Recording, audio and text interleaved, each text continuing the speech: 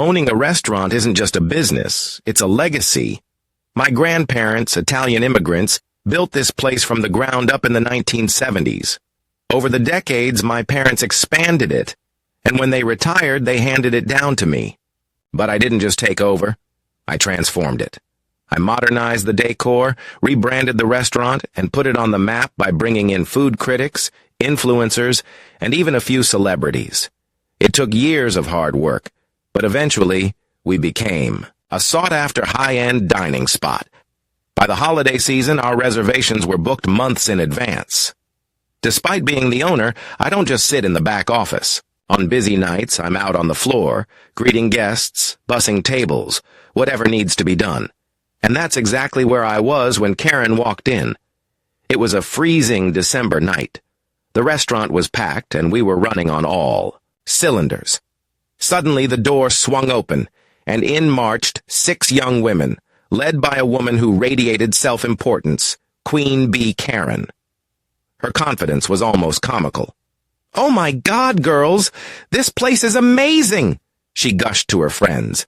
"The food is incredible, and there might even be celebrities here tonight." Then she turned to me and declared, "We need a table for 6.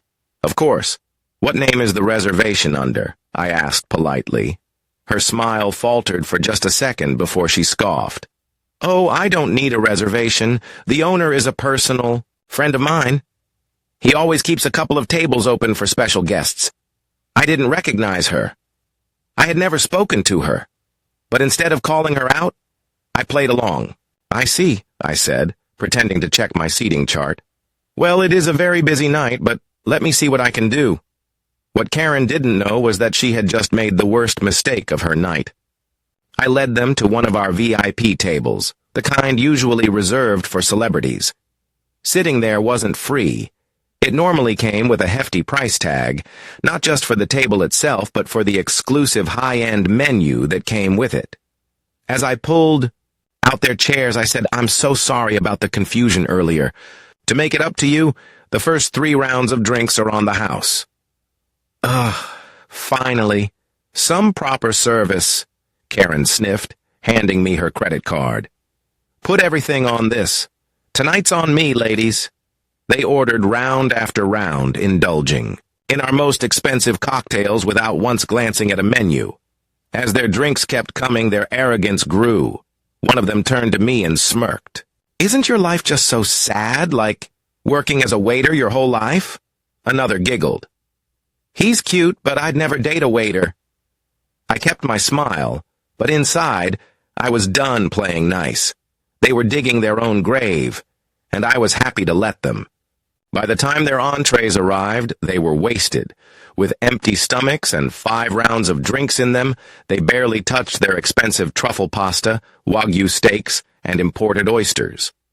Finally, as the night wound down, I approached their table with a smile and placed a bill for $4,230 in front of Karen. She didn't even look at it at first. "Finally," she muttered, waving me off.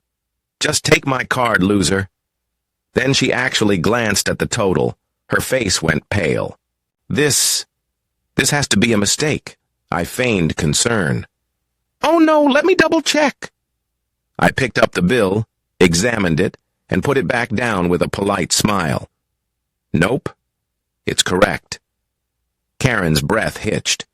"You're joking." I shook my head. "I'm really not." Her hands trembled as she grabbed the bill and scanned every single item, her expression turning more desperate by the second. Her friends looked equally horrified. Karen turned to me with a forced smile. "Listen, there must be a misunderstanding. I know the owner, and he would never—" "Oh?" I tilted my head. "Why don't we call him right now?" She froze. I watched the wheels turn in her mind before she suddenly pulled out her phone. A few frantic swipes later, she shoved the screen in my face. "See? Here's my conversation with him." I glanced at the messages. It was painfully obvious she had just changed a friend's contact name to restaurant owner and deleted old texts. I smiled. "That's not the owner's number." Her face crumbled. Now she tried a different tactic. She sobbed. The food was terrible. The drinks were awful. You have to give me a discount. I folded my arms. You wanted the VIP experience, Karen. Now you have to pay for it. Panic set in. She turned to her friends. Guys, help me out. They hesitated, but begrudgingly pulled out whatever cash they had. It barely covered a fraction of the bill. With no other choice, Karen signed the bill in tears. 2 days later, a furious man stormed into the restaurant. Where's the owner? I stepped forward. That would be me. He blinked. Then he gestured to Karen, who stood behind him, avoiding eye contact. My daughter says you scammed her? He snapped. You overcharged her. I cut him off. Let's go to my office. There I pulled up security footage of the entire night. Not just video, but audio.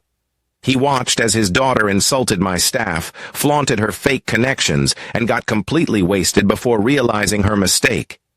When the video ended, he slowly turned to her. You lied to me. His voice was cold. Dad, not a word. He grabbed her by the arm and dragged her toward the exit, scolding her the whole way out. She never even looked back. Some people walk through life thinking they can cheat their way to the top.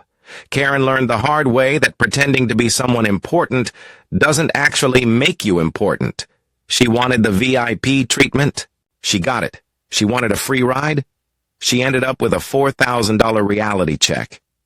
As for me, I kept a framed copy of her bill on my desk, a reminder that sometimes karma just needs a little push. So, what would you have done in my place? Would you have let her off easy, or would you have let her fall into her own trap? Let me know in the comments. And if you enjoyed this story, don't forget to subscribe for more real-life drama.